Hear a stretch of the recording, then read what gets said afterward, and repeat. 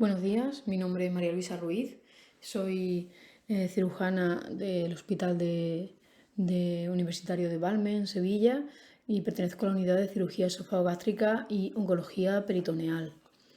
Os presento la guía Icarus, que es una guía publicada en la revista GAT en 2019 y que surge de un consenso global multidisciplinario sobre las características de los pacientes y de los exámenes preoperatorios necesarios para orientar en la selección de pacientes adultos con enfermedad por reflujo gastroesofágico en la cirugía antirreflujo clásica y así conseguir una optimización de los resultados.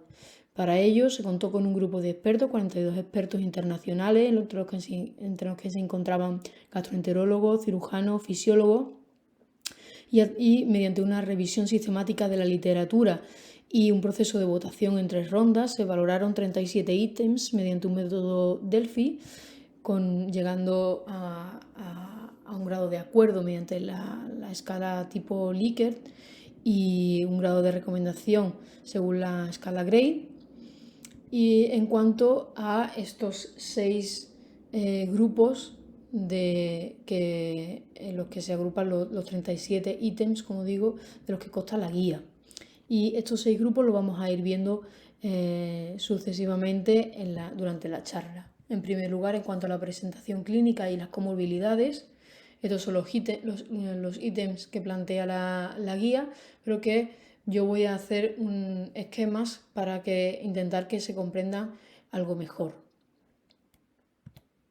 En cuanto a los pacientes en los que la pirosis es el síntoma principal, en los que responden estos síntomas a IBPs, se consideran buenos candidatos para la cirugía con un acuerdo del 94,1% y un grado A de recomendación. Aquellos pacientes en los que la regurgitación es el síntoma principal, independientemente de la respuesta a IBPs, también se consideran que son buenos candidatos para la cirugía, pero con un acuerdo menor, no llega al 80%. En los casos de esófago hipersensible, en los que los síntomas pudieran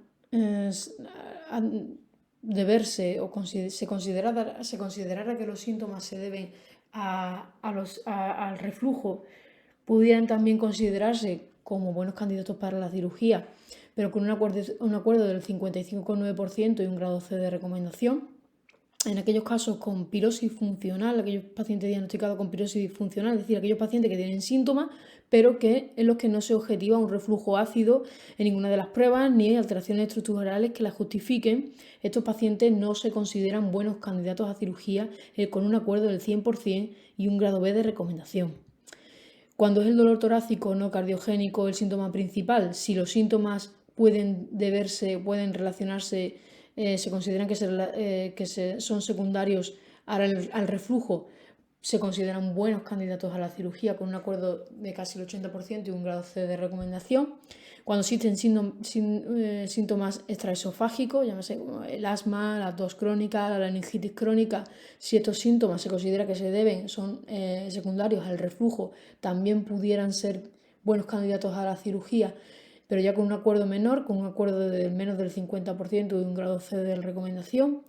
Los casos con esofagitis eosinofílica no se consideran buenos candidatos a la cirugía y los casos con esclerodermia tampoco se consideran buenos candidatos a la cirugía, aunque con un acuerdo en 64,7% y un grado C de recomendación. Aquellos pacientes en los que existen además trastornos funcionales concomitantes, por ejemplo como la dispepsia funcional o el síndrome de intestino irritable, si los síntomas se consideran que son secundarios al reflujo, pudieran ser buenos candidatos a la cirugía, con un acuerdo del 64,7% y un grado B de recomendación. Los pacientes obesos con un IMC de más de 35 no se consideran buenos candidatos a la cirugía, con un acuerdo del 23,5% y un grado B de recomendación. Aquellos pacientes con enfermedades psiquiátricas, como por ejemplo una depresión mayor, solo si los síntomas pudieran ser considerados secundarios al reflujo, pueden ser buenos candidatos a la cirugía según esta guía, aunque con un acuerdo del 32,4% y un grado C de recomendación. Pacientes con abuso de sustancias no se consideran buenos candidatos a la cirugía. Los pacientes con erosiones dentales, si estos síntomas se consideran secundarios al reflujo, pudieran ser considerados buenos candidatos a la cirugía, aunque con un acuerdo del 44,1% y un grado D de recomendación.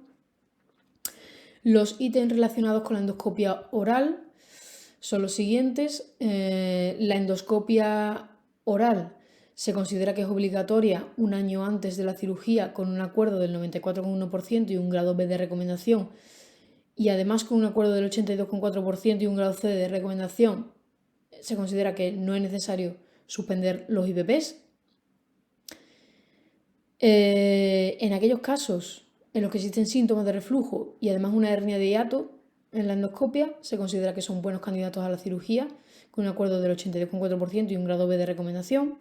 En aquellos pacientes con síntomas y en los que además se objetive una esofagitis grado A de los ángeles o superior sin IVPs, sin tomar síntomas de IVPs, pueden ser candidatos a cirugía, pero con un acuerdo del 50% y un grado B de recomendación. Sin embargo, cuando ya la esofagitis que se objetiva es grado B de los ángeles o superior, ya este acuerdo es mayor, un 91,2% y un grado B de recomendación. En los pacientes con síntomas, pero en los que no se objetiva una esofagitis, no se consideran buenos candidatos a la cirugía, aunque en esto hay un acuerdo bastante bajo, un 2,9% de acuerdo y un grado C de recomendación. En los casos de síntomas y los que se objetive un esófago de Barrett, sí son buenos candidatos a la cirugía, con un 82,4% de acuerdo y un grado B de recomendación. Y además considera que con un acuerdo del 73,5% y un grado C de recomendación, que son necesarias las biopsias en todos los casos del esófago distal. Esto es está relacionado con los casos para descartar los casos de esofagitis eosinofílica. En cuanto al estudio gastroduodenal variado, se considera que es necesario en todos los casos que es lo que se sospeche una hernia de hiato o un esófago corto, con un acuerdo del 88,2% o un grado B de recomendación. Si es un paciente que tiene síntomas y además en el EGD con varios se objetiva una hernia de hiato por deslizamiento pequeña o mediana, se considera con un acuerdo del 82,4% y un grado B de recomendación que es un buen candidato para la cirugía. Cuando ya esta hernia es más grande, si no hay un esófago corto, también se considera buen candidato para la cirugía. En los casos con síntomas y que además se objetiva en el EGD una hernia paraesofágica, también se consideran buenos candidatos a la cirugía antirreflujo, reparando evidentemente también la hernia paraesofágica. Los casos con síntomas pero con un esófago corto, ya la guía no los considera buenos candidatos para la cirugía antirreflujo, aunque el acuerdo para esto es menor, tiene un acuerdo del 17,6% y un grado C de recomendación. En cuanto a la manometría, se considera que es necesaria con un acuerdo del 94,1% y un grado D de recomendación. Si son pacientes con síntomas de reflujo y que en la manometría se observa un esófago hipercontráctil, si los síntomas son secundarios, se considera que son secundarios al reflujo, sí son buenos candidatos para la cirugía con un acuerdo del 64,7% y un grado D de recomendación. Cuando se objetiva un espasmo esofágico distal en los pacientes con síntomas de la enfermedad por reflujo, no se consideran buenos candidatos para la cirugía. Pacientes con síntomas y en los que existe una hipocontractilidad del cuerpo, pudiera ser necesario adaptar la cirugía a este hallazgo. Y en esto está de acuerdo, se consideraba con un acuerdo del 47,1% y un grado D de recomendación. En estos casos, en los que existen síntomas y una hipocontractilidad del cuerpo severa o con un peristaltismo fallido, no se consideran realmente buenos candidatos para la cirugía, con un acuerdo del 64,7% y un grado D de recomendación. En cuanto a la pH-metría, en los casos en los que exista una enfermedad por reflujo no erosiva, no se ve esofagitis en la endoscopia, se considera que es obligatoria la pH-metría con o sin impedanciometría, habiendo suspendido los IVPs, con un acuerdo del 97,1% y un grado B de recomendación. En los casos de una enfermedad por reflujo no erosiva y que además existe un esófago de Barrett corto, se considera que es necesaria también esta realización de esta pH-metría con o sin impedanciometría, habiendo suspendido los IVP con un acuerdo del 88,2% y un grado B de recomendación. Aquellos pacientes que tienen síntomas, pero la pHimetría es normal, habiendo suspendido correctamente los IVPs, no se consideran que son buenos candidatos a la cirugía. Esto con un acuerdo del 82,4% y un grado B de recomendación. Estos casos, como digo, de que tienen síntomas, pero tienen una pHimetría normal, habiendo suspendido los IVP, pero con una asociación positiva de síntomas, pudieran ser considerados buenos candidatos a cirugía con un acuerdo del 58,8%. Si además de tiene síntomas, una pHimetría normal, con una asociación positiva de síntomas, además se alivian estos síntomas con la toma de IVPs, este acuerdo para que sean buenos candidatos a la cirugía es mayor, de un 73,5% de los casos. Los casos con síntomas de reflujo, con una pHimetría ya patológica, pero en los que existe una asociación negativa de síntomas, pudieran ser considerados también buenos candidatos a la cirugía, pero con un acuerdo menor, de un 58,8%. En los casos con síntomas de reflujo y, como digo, una pHimetría patológica con esta asociación negativa de síntomas, pero si se alivian los síntomas con IVP, este acuerdo para que sean buenos candidatos a la cirugía es algo mayor, de un 66,7%. Los casos en los que existe la pHimetría patológica sin haber suspendido los IVP, pero que además se alivia con baclofeno, que es un agonista GABA B, y lo que hace es que elimina el reflujo ácido, todo tipo de reflujo ácido, incluido el reflujo ácido débilmente el reflujo débilmente ácido, perdón. Aquí hay un error, la guía no los considera como buenos candidatos para cirugía con un acuerdo del 20,6%. En cuanto al vaciamiento gástrico, en resumen, y para no alargarme más, la guía realmente no lo considera necesaria estas pruebas de vaciamiento gástrico previas a la cirugía. Y como conclusiones, pues no está claro que los pacientes con un síntoma principal, regurgitación, dolor torácico, no cardiogénico, con manifestaciones extraesofágicas o con erosiones centrales, no está claro que sean buenos candidatos para la cirugía antirreflujo. Los pacientes con hipersensibilidad al reflujo, los pacientes con dispepsia funcional o síndrome de intestino irritable concomitante, o los pacientes que tienen una comorbilidad psiquiátrica mayor, no los considera buenos candidatos para la cirugía antirreflujo. No existe consenso en cuanto a la esclerodermia, tampoco en cuanto al esófago hipercontráctil, el jackhammer o el esófago en cascanueces, ni en el espasmo esofágico distal. Tampoco está claro el impacto de la hipocontractilidad esofágica en cuanto a la elegibilidad del tipo de cirugía antirreflujo.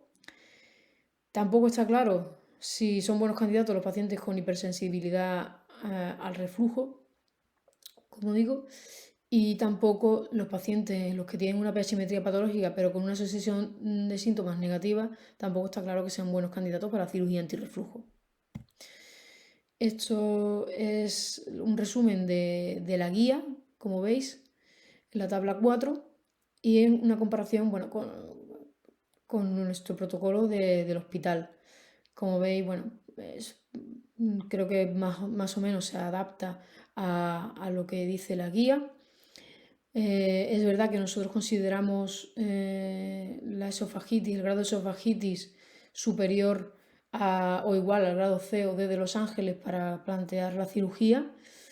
Quizás esto deberíamos comentarlo con los compañeros de digestivo y quizá modificarlo.